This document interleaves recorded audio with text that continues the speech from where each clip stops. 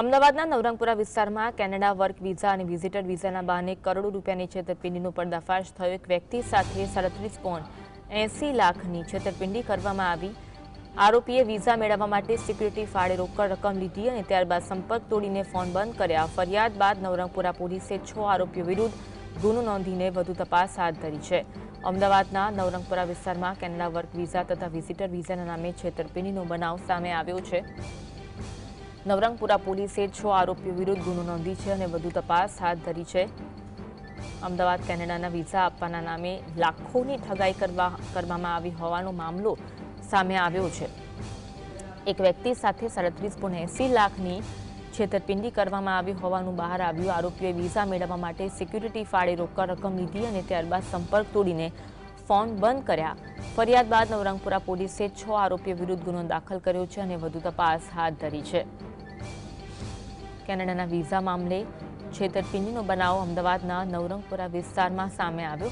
આજ અંગે વધુ વાત કરીશું। સહતા વિરેન્દ્રસિંહ ફોનલાઈન પર જોડાયા છે। વિરેન્દ્રસિંહ, કેનેડા વર્ક વિઝા અને વિઝિટર વિઝાના બહાને કરોડો રૂપિયાની છેતરપિંડી આચરવામાં આવી, ઘટના અંગે માહિતી આપશો।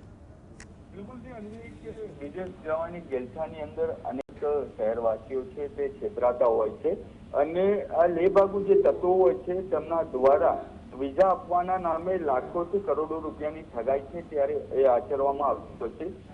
તે સંદર્ભે ફરી એક વખત અમદાવાદ શહેરની અંદર કેનેડાના વિઝા આપવાના નામે લાખો રૂપિયાની ઠગાઈ છે તે આચરવામાં આવી છે અને આ જે વિઝા આપવાના હતા તેના નામે 37.80 લાખની છેતરપિંડી છે તે આચરવામાં આવી હતી। બીજી બાજુ જો વાત કરવામાં આવે તો નવરંગપુરા વિસ્તારની અંદર આ જે કેનેડાના વર્ક વિઝા તેમજ વિઝિટર વિઝાના નામે જે ફરિયાદી છે તેમની પાસેથી છેતરપિંડી કરવામાં આવી છે। જે સાથે ફરિયાદી દ્વારા નવરંગપુરા પોલીસ સ્ટેશનની અંદર 6 લોકો વિરુદ્ધ આ ગુનો છે તે નોંધવામાં આવ્યો છે। તેની સાથે સાથે આ જે આરોપી હતા તેમના દ્વારા સિક્યુરિટી પેટે રોકડ રકમ છે તે લીધા બાદ તેમનો મોબાઈલ ફોન, પરંતુ જે સંદર્ભે ફરિયાદ જે નોંધવામાં આવી છે તેને લઈને નવરંગપુરા પોલીસ દ્વારા અલગ અલગ ટીમો છે તે બનાવવામાં આવી છે। જે મોબાઈલ ફોન છે, જે કોલ રેકોર્ડિંગ તેમજ તેની જે લોકેશન છે તેનું એનાલિસિસ કરવામાં આવી રહ્યું છે અને આ 6 જે આરોપીઓ છે તેમને પકડવા માટેની કાર્યવાહી છે તે હાથ ધરવામાં આવી છે। જી, આભાર માહિતી આપવા માટે।